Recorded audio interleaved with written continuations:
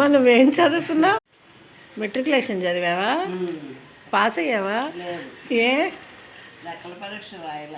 ఏ ఎందుకని? ఏమో వెళ్ళాలనిపించాలా? నీకు వెళ్ళాలనిపించలే? ఏ మీ నాన్న వద్దన్నాడా? అందుకని పరీక్షకు వెళ్ళలేదా? మరి